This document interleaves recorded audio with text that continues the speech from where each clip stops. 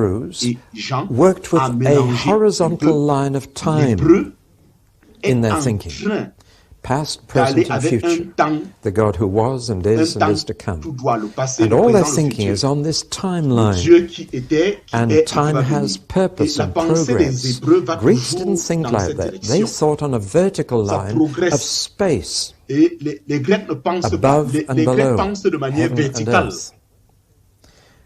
Now, when you think in Hebrew terms, you're into a line of history, and time is important, and it's traveling in one direction, and it's going somewhere, and God has decided where it's going. He started off, He'll finish it off. But you're thinking all the time in terms of past, present, and future. And the first three Gospels, Matthew, Mark, and Luke, are on that sort of timeline. But John, while he doesn't leave it behind because he's Jewish, nevertheless, he thinks primarily in his Gospel of the vertical line between heaven and earth, above and below. No man can go up into heaven except he who came down from heaven, even the Son of Man who is in heaven. But you see the kind of vertical thinking. Jesus is from above, and he's come to the below. He's come down. That's the thinking. It's an up and down gospel. Whereas the others are now and then gospel. You see the difference? Now, John is both, but there's a big emphasis on, I came from above, this other world, and that's very Greek thinking, the other world and this world, that kind of thinking. And so there's a difference in outlook as well. Now let's go a bit further. That's that difference there. The time, the horizontal line is very much Hebrew, present and future, and the key word in that horizontal thinking is age, the present evil age, the age to come, which we looked at in Matthew. The key word here is heaven and the world. God so loved the world that He gave His only begotten Son to come down from heaven to earth to save us. Vertical thinking. The major emphasis of the Bible is on this. But as we shall see in a number of books, particularly Hebrews, when we get to that, there's a great emphasis on the vertical line, the up and down, and a combination of the two, really. Well, that's the differences. Now let's look at the person who wrote it, to get his angle on it, and it's someone very, very special. A fisherman who ran his own retail business, selling it as well.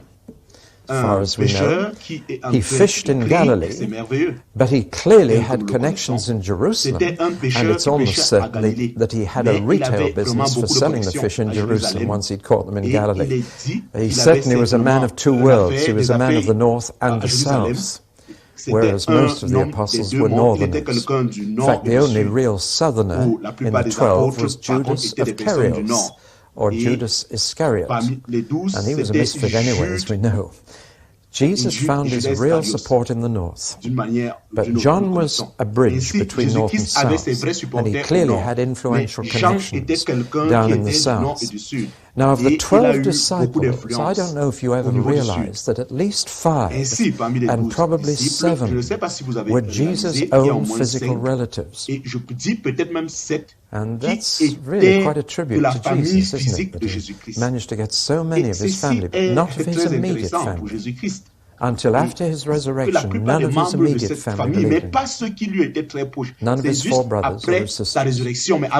After the resurrection, they became some of his best missionaries. And 2 of them wrote part of the New Testament, James and Jude. But before, his immediate brothers and sisters didn't believe, but his cousins did. And it was from his cousins that he got at least 5 and 7, possibly 7 of his 12 apostles. Now, out of those, he had 3 very close ones, Peter and James and John.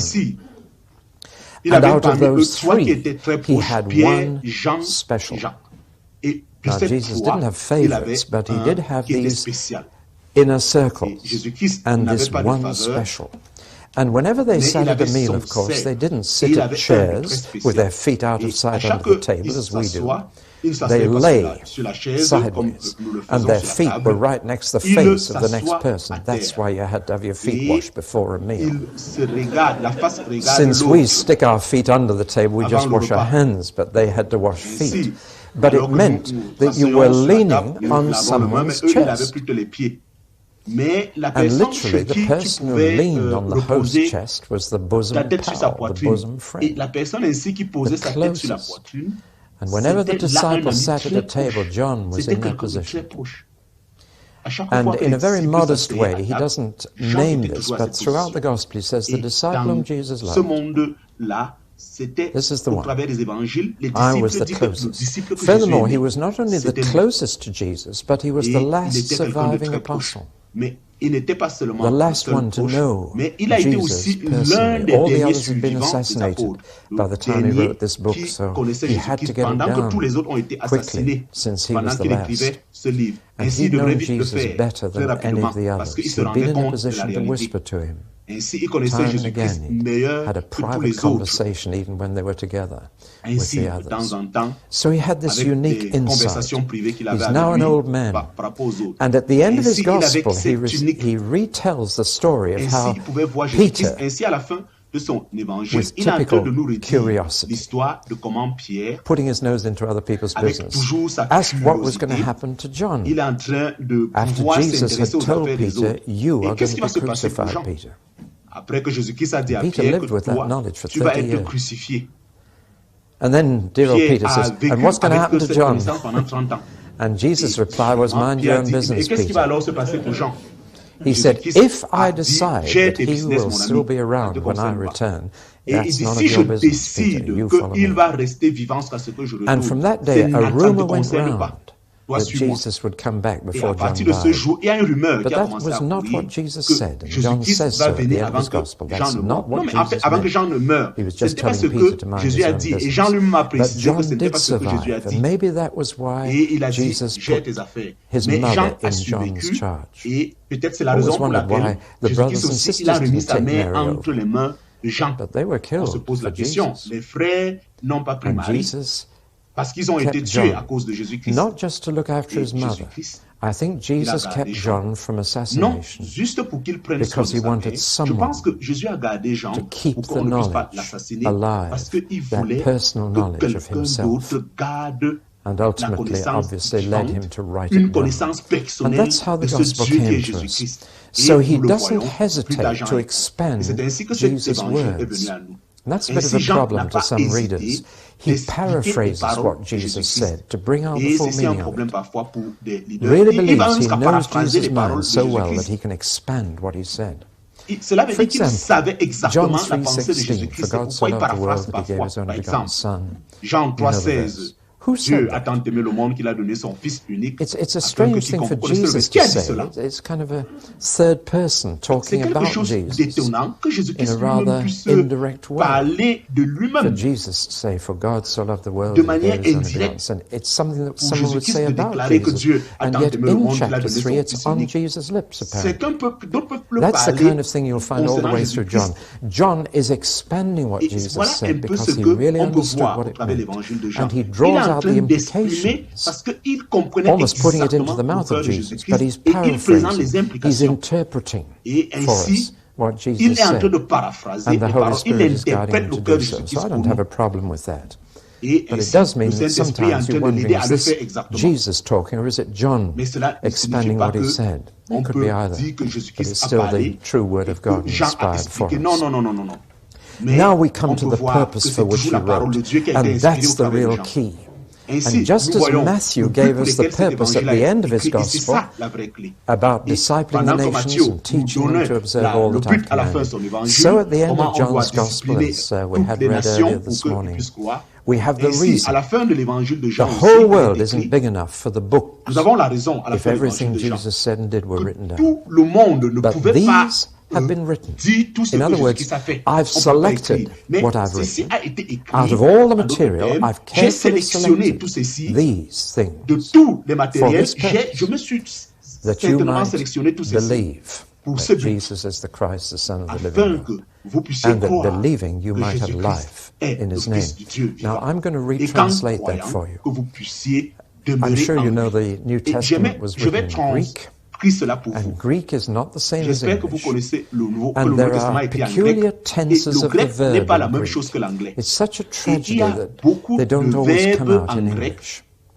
There is one tense of the verb which to me is crucial, and it is called the present continuous tense. And it means to go on doing something.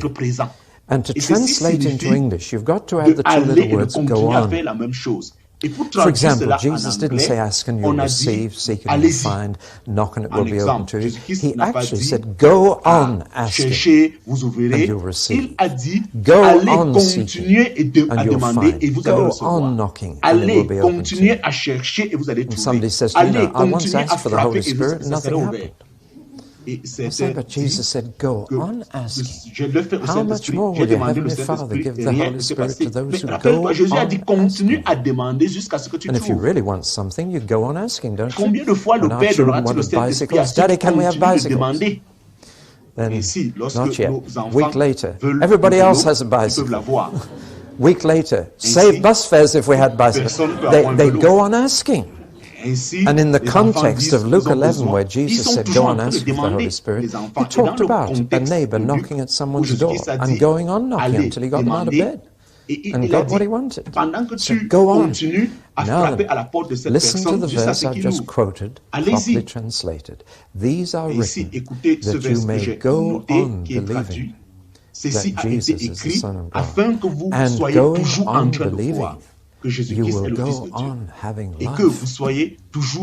Listen to John 3:16. It'll change it. It may wreck it for you, but listen. For God so loved the world that he gave his only begotten Son, that whoever goes on believing will never perish, but go on having eternal life. Mais il va toujours avoir la vie éternelle. It's not whoever once voyez, ça change un peu le sens. It's whoever goes on believing. I'm sure you've heard this of Ephesians 5:18. Go on being filled with the Spirit. That's the same text. The faith that saves you is the faith that goes on believing. The faith you had yesterday won't save you today. Faith you had 20 years ago won't save you tomorrow. La foi que vous avez eue il y a de cela 2 ans ne va pas vous sauver demain. And that's the purpose. And so John was not written so that you may come to believe that Jesus is the Son of God, but so that you may go on. It's written for mature Christians to hold them to their faith so that they never depart from their understanding of who Jesus is and will go on believing and therefore go on having life. And eternal life is both the quantity and the quality of life. It's both everlasting and abundant. And it's a quantitative and qualitative adjective is eternal. It's not just to go on living, it's to go on living, really living. The Irish have a greeting, I love the greeting, may you live all the days of your life. Now that's what Jesus came to do. He came precisely so that we could live all our lives. Il est venu précisément afin que nous puissions vivre cette vie et que nous vivons une vie abondante. Et ainsi que nous continuons de croire chaque jour. Cela ne se passe pas si vous croyez seulement hier. Nous devions nous réjouir la vie éternelle aujourd'hui. Si nous croyons encore aujourd'hui, nous allons nous réjouir la vie éternelle demain si nous croyons. Cela veut dire que si vous ne croyez plus, vous n'allez plus aller au ciel. Ceci est très important pour la vie chrétienne. But people are resting on years ago. When they give their testimony, they can only talk about years ago, you know? And they're resting in a false security. It's my faith today that saves me today. My faith tomorrow that saves me tomorrow. Go on believing and you go on having life. That's why John wrote his gospel. So let's look at this thing called believing. There are 3 aspects to faith in John's Gospel and in his letters, incidentally. But we're just looking at John's Gospel.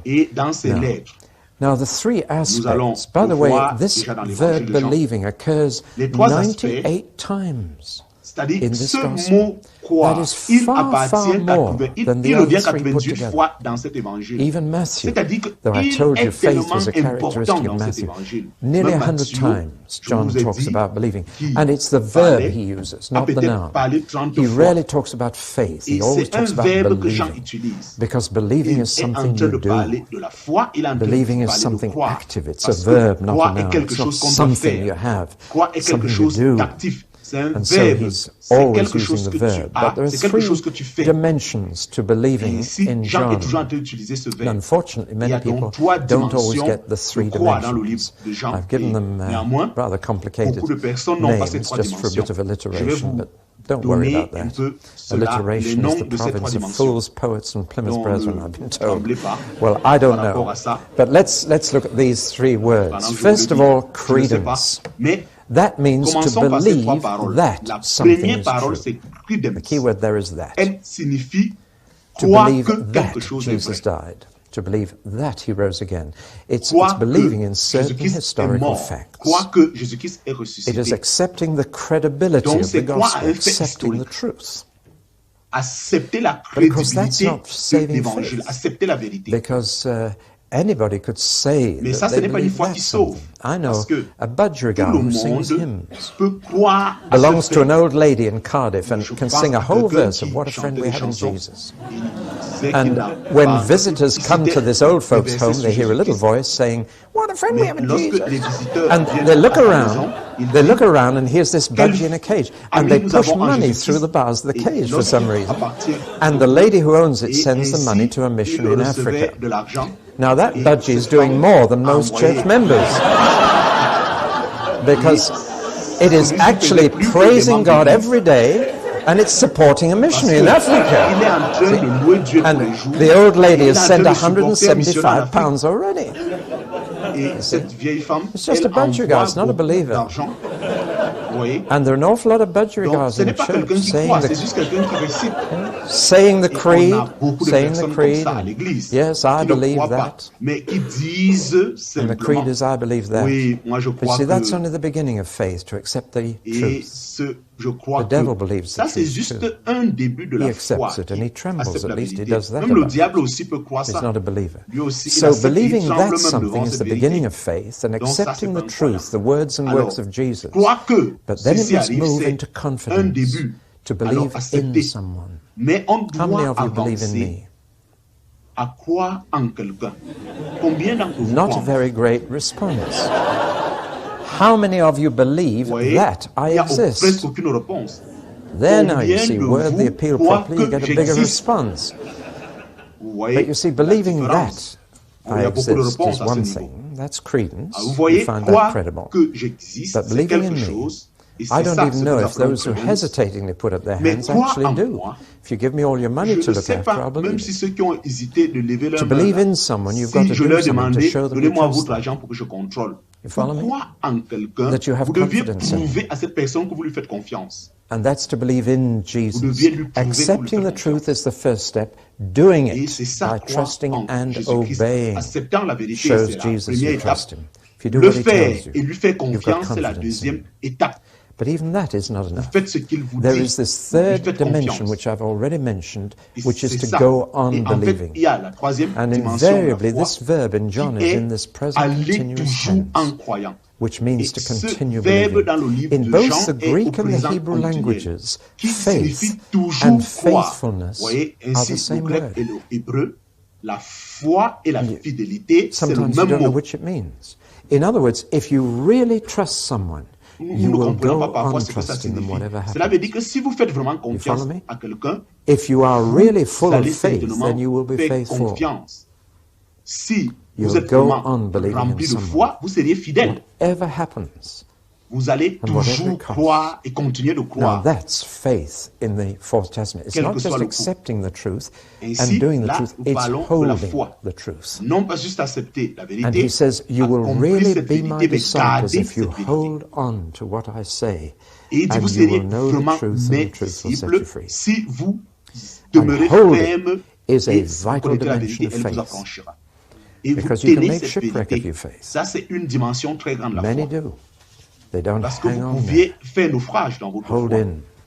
So accepting the truth is credence, doing the truth confidence, holding the truth continuance, going on, being faithful as well as full of faith. And those two words, as I've said, are exactly the same. So we come to this matter of truth. And Pilate in this gospel says to Jesus, what is truth? That's the question that is being asked in our relativistic age today. People are saying, what is truth? Who knows? You've got your opinion, I've got mine. What is truth? The amazing avez thing is that votre the opinion, answer j'ai la was mienne. Qu'est-ce que standing la 6 vérité? feet in front of Pilate. Et ce qui est très étonnant, Because c'est truth que is not a la proposition. réponse était là Truth is a devant person. Pilate. Parce que la That's the vérité great n'est pas une revelation of proposition, John's la Gospel. vérité c'est une People personne. think truth is Et something. là c'est une très It grande isn't, it's révélation dans someone. l'évangile de Jean. Les And gens if you pensent want to que know la the vérité truth, c'est quelque chose, then you need to alors la have vérité c'est une personal personne. knowledge of Alors this si vous voulez person. connaître la vérité, vous avez And therefore, the most besoin important d'avoir question une you can connaissance ever ask personnelle de is, cette what do you personne. think of Jesus? Et Or la as plus the grande Jews question said to him qu'on in devait chapter avoir, 8 c'est here qu'est-ce in que vous pensez de Jerusalem, they said, Jésus-Christ? who do you think you Ou are? les Juifs, au chapitre 8, That's the ils most disent, important question you toi can tu ever penses ask que of tu es Jesus. qui? Et Well, ça, now, c'est une question inevitably, très as importante que vous people pouviez poser à died who Jésus-Christ. knew him personally, Et d'une rumors manière, and pendant que legends les began to peuples creep in, meurent et qu'on les connaissait and speculation personnellement, came in about ainsi, Jesus, especially et in les the city of spéculations Ephesus, commencent where John, the à propos de elderly man, Jésus-Christ, was writing this very spécialement gospel. dans cette rue de I don't know if you are Éphésiens où aware that there Jean are many écrivait other cet évangile. gospels that you don't have in your Moi, je ne Bible. sais pas si vous êtes au The courant que Gospel of les autres Thomas is one, a whole évangiles, lot of them. si vous n'avez pas There votre are Bible, weird stories in those Gospels. ainsi, There's one Gospel that d'autres says évangiles, Jesus, il y as a a little boy, beaucoup was d'histoires playing in dans the cet street in évangile Nazareth, and somebody pushed him over into the mud. Jésus-Christ, qui était un And he petit pulled enfant, himself up and he jouant, quelqu'un cursed l'a the poussé, boy with l'a leprosy poussé à la and pushed boue, him into the mud. et il s'est levé, Then il a there's another maudit story cet about him enfant. fashioning little birds out of Et il clay y a and une then autre blessing histoire them and they flew concernant away. Jésus-Christ, très All façonnant, of this comment in il est en his train childhood. de Actually, façonner un Jesus petit didn't do a oiseau qui single s'envole. miracle until he Et was 30. ça parle de Because sa he vie couldn't do d'enfance. them Mais without the power of the Jésus-Christ n'a Holy fait aucun Spirit. miracle pendant sa vie Jesus d'enfance. didn't do miracles Parce as qu'il the ne Son pouvait of pas le God, but faire as the sans la Son of puissance du Man, filled Saint-Esprit. with the Spirit. Jésus-Christ n'a That's fait why he aucun said, what I'm miracle doing, you can do pendant too. qu'il était fils de l'homme, So we jusqu'à know ce qu'il these soit are rempli du false. Saint-Esprit. And C'est all pourquoi these il dit ce que je legends fais and pour aussi le rumors faire. that gather Alors nous around savons great que ces people were histoires sont starting fausses. to gather. Et toutes ces But in légendes des particular, there Romains, were two des Grecs, things ça that a were beginning to be commencé, said, mais en which were particulier avec false deux about choses Jesus. And qui ont John commencé à had être to write dites, his qui étaient gospel faux concernant to correct them. Jésus-Christ. And Et I'm Jean not going to tell devrait you what they écrire cet are. évangile We're going to pour finish corriger there. cela. And Et je ne next vais pas vous talk, we'll dire ce start que with cela those two signifie. things. On va s'arrêter ici. Et dans le prochain enseignement, nous allons continuer.